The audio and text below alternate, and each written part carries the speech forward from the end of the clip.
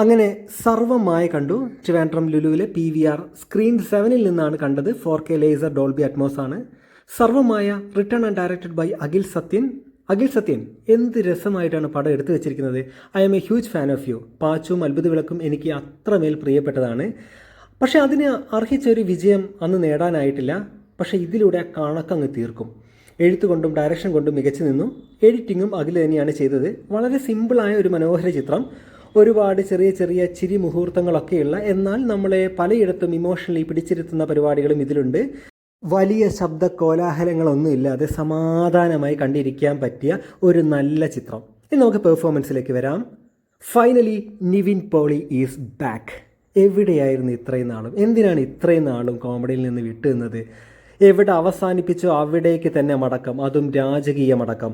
നിവിൻ എന്ത് ലളിതമായി, എന്ത് സുന്ദരമായിട്ടാണ് അഭിനയിച്ചിരിക്കുന്നത്. വളരെ ലൈറ്റ് ഹാർട്ടഡ് ആയിട്ടുള്ള ഹ്യൂമർ കൈകാര്യം ചെയ്യാനുള്ള അസാമാന്യമായ പാടവൻ നിവിനുണ്ട്. മനസ്സിൻ്റെ ഏതോ ഒരു കോണിൽ കളഞ്ഞു പോയത് തിരിച്ചു കിട്ടിയൊരു സന്തോഷം. ഇനി മാറി നിൽക്കല്ലേ എൻ്റർടൈൻമെൻറ്റ് സോണിൽ നിന്ന്. വേറെ ആരും ഇല്ല ഇയാൾക്ക് തുല്യം. സത്യം അതാണ്. കുസൃതികളും കള്ളനോട്ടവും ഒക്കെ ഇതിലുമുണ്ട്.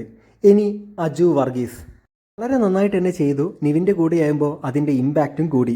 ഓരോ കഥാപാത്രവും മികച്ചതാക്കാൻ നോക്കുന്ന ആളാണ് അജു വർഗീസ്. ധ്യാനൊക്കെ ഇൻ്റർവ്യൂവിൽ വെറുതെ അജുവിൻ്റെ അഭിനയത്തെ പറ്റിയൊക്കെ കളിയാക്കുമ്പോൾ സത്യം പറഞ്ഞ് എനിക്ക് ഹേർട്ടാവും. ഇവരുടെ കോംബോയിലുള്ള തമാശകളൊക്കെ തിയേറ്ററിൽ നല്ല കയ്യടികളായിരുന്നു. ഇനി അടുത്തത് ജനാർദ്ദനൻ ചേട്ടൻ. ഒരുപാട് നാളെ സ്ക്രീൻ കണ്ടിട്ട് നിവിനുമായിട്ട് ഒത്തിരി നല്ല തമാശകളൊക്കെ ഷെയർ ചെയ്യുന്നുണ്ട്. വാർദ്ധക്യം തൻ്റെ അഭിനയത്തെ ബാധിച്ചിട്ടില്ല എന്ന തരത്തിൽ നിവിനോട് കട്ടയ്ക്ക് പിടിച്ചു നിൽക്കുന്നുണ്ട്.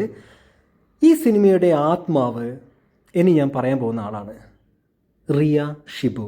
What a brilliant performance. എന്ത് രസമായിട്ടാണ് ഈ റോള് കൈകാര്യം ചെയ്തത്. ഈ റോള് ആയിരിക്കും ഏറ്റവും കൂടുതൽ കാസ്റ്റ് ചെയ്യാൻ ബുദ്ധിമുട്ടുണ്ടായിരുന്നത്. ഇത് പാളിയാൽ പടത്തിൻ്റെ ആത്മാവ് തന്നെ നഷ്ടപ്പെടും. എന്താണെന്നൊന്നും ഞാൻ പറയുന്നില്ല, അത് നിങ്ങൾക്ക് കാണുമ്പം മനസ്സിലാവും. എന്ത് രസമായിട്ടാണ് കുട്ടി ചെയ്തത്. ചില സ്ഥലത്തൊക്കെ നിവിൽ നിന്ന് മാറി ആ കുട്ടിയിലേക്ക് ശ്രദ്ധ പോകും. വളരെയധികം കൈയടക്കത്തോടു കൂടി അഭിനയിച്ചിരിക്കുന്നു. പ്രൊഡ്യൂസർ മാത്രമല്ല, തന്നിലെ ഒരു അഭിനയ കല അത്രയ്ക്കും മികച്ചതാണെന്ന് പറയും വിധമായിരുന്നു പെർഫോമൻസ്. ഹൈലി ഇമോഷണൽ കണക്ഷൻ തരുന്ന രീതിയിലുള്ള സീനുകളൊക്കെ വളരെ തന്മയത്തോടു കൂടിയായിരുന്നു അഭിനയിച്ചിരുന്നത്.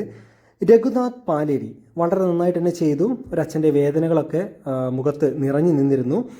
ഇനി അടുത്തത് പ്രീതി മുകുന്ദൻ, മധു വാര്യർ, വിനീത്. ഇവരൊക്കെ അവർക്ക് തന്ന വേഷങ്ങളൊക്കെ വളരെ നന്നായിട്ട് തന്നെ ചെയ്തു. അൽഫോൺസ് പുത്രനും അൽത്താഫിൻ്റെയും കോമഡികളൊക്കെ തിയേറ്ററിൽ നിറഞ്ഞ കയ്യടികളായിരുന്നു. സിനിമറ്റോഗ്രഫി ബൈ ശരൺ വേലായുധരൻ വളരെ നന്നായിട്ട് തന്നെ ചെയ്തിട്ടുണ്ട്. വിഷ്വൽ ഭംഗി കൂടെ വന്നപ്പോൾ കണ്ണിന് അതൊരു നല്ലൊരു വിരുന്നായി മാറി. Music by Justin Prabhakar. What a music. സ്കോറുകളും പാട്ടുകളും ഒക്കെ വളരെ മികച്ചു തന്നെ നിന്നു. പടത്തിൻ്റെ മൂഡിനൊത്ത് ബ്ലെൻഡ് ചെയ്യുന്ന രീതിയിലുള്ള പാട്ടുകളും സ്കോറുകളുമായിരുന്നു. പൂജയുടെ സമയത്തൊക്കെ വളരെ ലൗഡ് അല്ലാത്ത സ്കോറുകളൊക്കെ ഉണ്ട്. അതൊക്കെ ഒരു പ്രത്യേക ഫീൽ തന്നു. സിനിമയിലേക്ക് കൂടുതൽ ഇൻവോൾവ് ചെയ്യിപ്പിക്കുന്ന തരത്തിലുള്ള സൂത്തിങ് ആയിട്ടുള്ള പാട്ടുകളായിരുന്നു ഇതിലുണ്ടായിരുന്നത്. ഒരു സീൻ ഞാൻ ശരിക്കും ഞെട്ടിപ്പോയി. തീരെ എക്സ്പെക്റ്റ് ചെയ്തിരുന്നില്ല. അറ്റ്മോസ് ആയതിനെ കൊണ്ട് അതിൻ്റെ ഇമ്പാക്റ്റ് കൂടി ഇരട്ടിപ്പിച്ചു. അത് നിങ്ങൾക്ക് കാണുമ്പോൾ മനസ്സിലാവും. പിന്നെ ഒച്ചയും ബഹളമൊന്നും ഇല്ലാത്ത ഒരു ഇളം തെന്നൽ വീശുന്നത് പോലെ ആസ്വദിച്ച് കണ്ടിരിക്കാൻ പറ്റിയൊരു സിനിമയാണ്. കുറച്ച് ചിരിച്ച് ഇച്ചിരി വേദനിച്ച് പാട്ടൊക്കെ ആസ്വദിച്ച് 2.5 മണിക്കൂർ കണ്ടിരിക്കാം. Akhil Sathyan and Nivin Pauly, thank you for your Christmas gift. ഒത്തിരി ഇഷ്ടമായി. അപ്പം ശരി.